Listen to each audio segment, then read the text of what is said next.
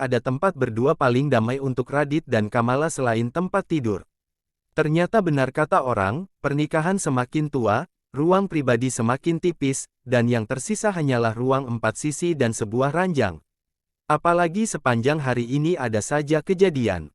Bertemu dengan Sagara dan mengetahui rahasia besar sang putra.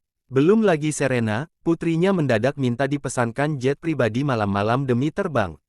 Dari Jakarta ke Bali, Mala, panggil Radit sambil berbisik. Dia memeluk Kamala dari belakang. Bibirnya menempel di telinga sang istri. Sedangkan tangannya tidak pernah absen mengusap-usap perut Kamala. Padahal niatku hari ini babai muncolongan. Radit mendesah dengan putus asa. Tapi ya, semesta, emang lebih pengen kita family gathering daripada babai mun. Tiba-tiba saja Kamala menyodok perut Radit. Pria itu terbelalak sambil meringis, Mala. Dasar curang, aku udah curiga kenapa maksa banget berangikat ke Bali hari ini juga padahal udah terlalu sore. Udah gitu nggak pakai dicek kondisi venue, kan? Aneh, omel Kamala. Dia melirik Radit sekilas, lalu memutar kedua bola matanya. Karma, ya, namanya juga udah lama nggak berduaan, sayang. Berduaan tanpa kembar, Radit tidak peduli. Dia semakin menempelkan dirinya kepada Kamala. Bahkan dengan sengaja mengendus-enduskan hidungnya di sekitaran leher sang istri. Ih, Radit, gelil Kamala kembali menyodokkan sikunya kepada Radit. Jangan nempel-nempel dong, nggak bisa, Mala, tolak Radit. Dengan sengaja dia menarik tangan Kamala, lalu memegangnya erat-erat. Agar tidak nakal lagi, kan kamu sendiri tahu, tubuh kamu itu penawar perutku yang bergejolak. Karena kehamilan kamu, jadi, mohon kerjasamanya ya, Mala. Kamala hanya berdecak keras. Wajahnya tampak memerah, antara malu marah yang tertahan. Namun, Radit tidak peduli. Terpenting sekarang Kamala menurut untuk tidur berpelukan seperti sekarang. Baru saja memejamkan mata beberapa detik, tiba-tiba terdengar bunyi pintu dibuka. Belum sempat Radit bereaksi, sudah terdengar rengekan diikuti isakan keras. Mami ini, Serena muncul dengan kruknya. Dia tertarik mendekat, lalu menarik tangan Radit yang sedang memeluk Kamala dengan kuat. Dek, Radit mendelik tajam. Tarikan Serena tidak sakit, tapi mengejutkan. Kamu apa-apaan? Papi pergi, usir Serena. Wajahnya basah oleh air, mata, rambut panjangnya acak-acakan. Aku mau tidur di sini. Radit memelotot tajam.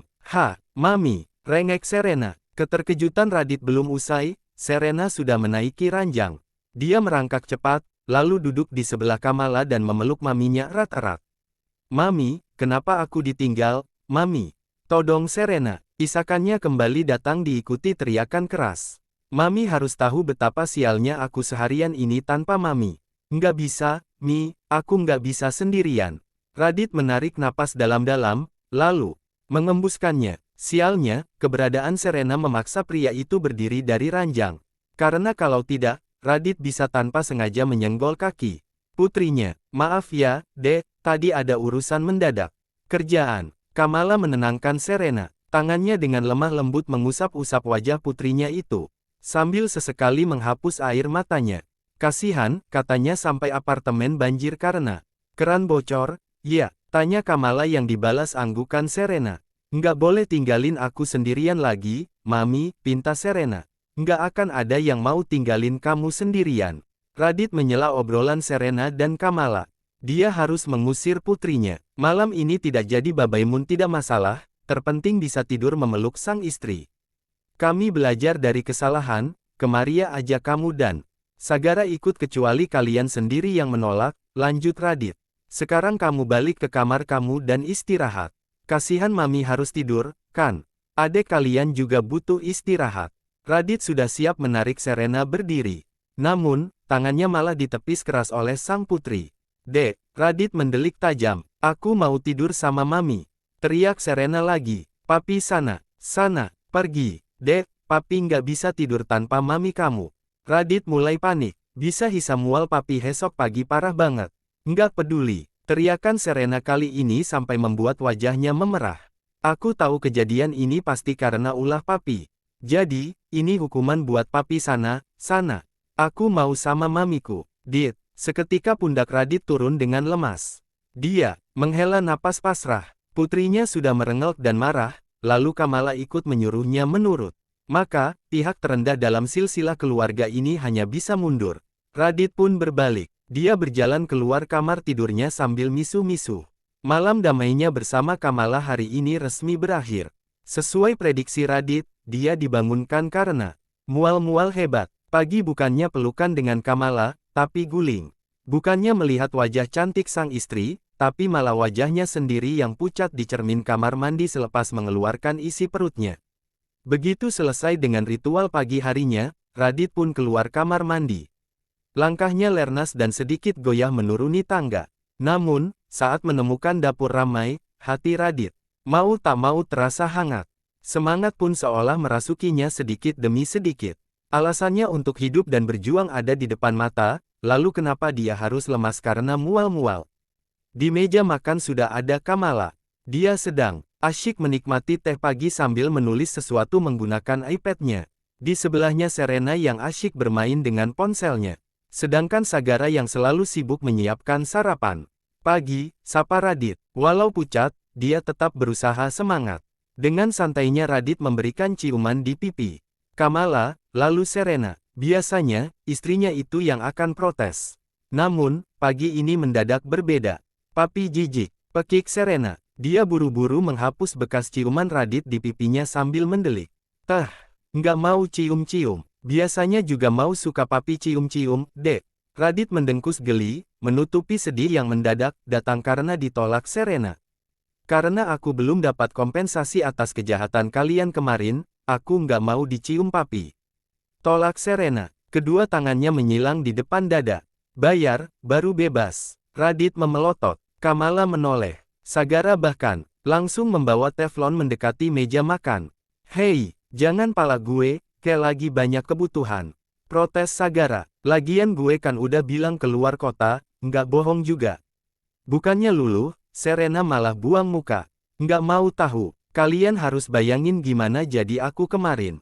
Suara Serena mendadak serak, matanya berkaca-kaca. Saat bercerita, terbangun dengan apartemen gelap dan sendirian. Nggak ada orang tua dan kakak.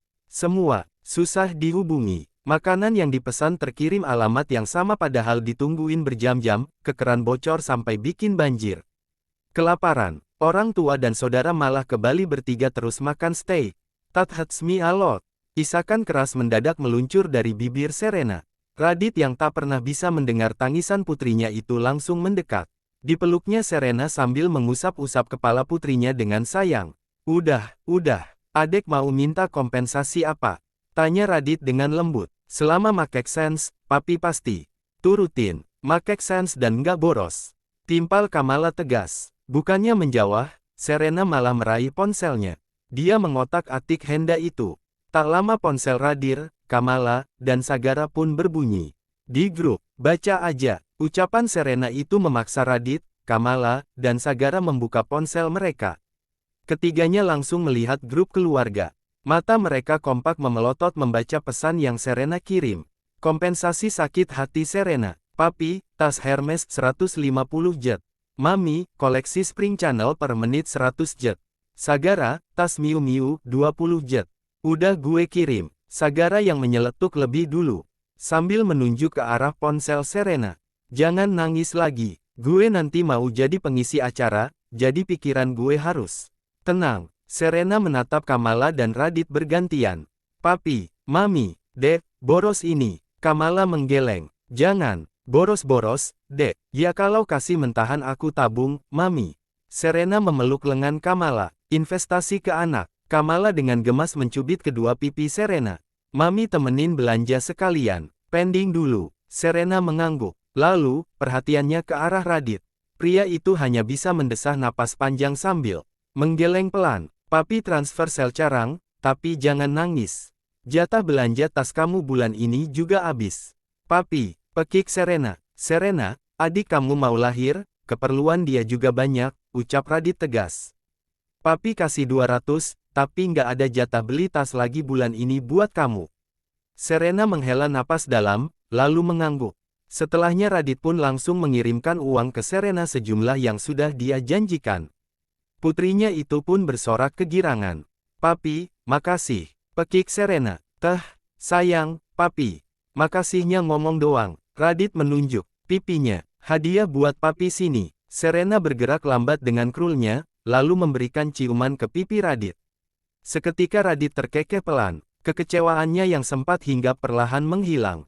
Terkadang terlalu konyol menghibur putrinya dengan banyaknya uang. Namun, jika itu satu-satunya yang membuat Serena bahagia, Radit akan terus mengusahakannya.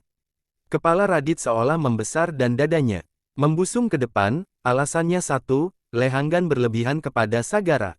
Dia dan Kamala serta Serena baru saja melihat Sagara menjadi pembicara dalam acara nasional yang membahas masalah daur ulang sampah dan pemanfaatannya. Setelah acara selesai, Sagara memboyong semua orang menuju tempat usahanya di Gianyar, Bali. Di sana bukan hanya ada galeri berisikan berbagai furnitur yang terbuat dari olahan sampah plastik, tapi juga ada pabrik yang mengolahnya dari bahan mentah menjadi produk jadi. Tidak ketinggalan juga ada area kantor. Kita langsung ke pabrik aja, terang Radit. Masalah administrasi kita bahas belakangan. Sagara mengangguk, sedangkan Kamala dan Serena mengekori, rumah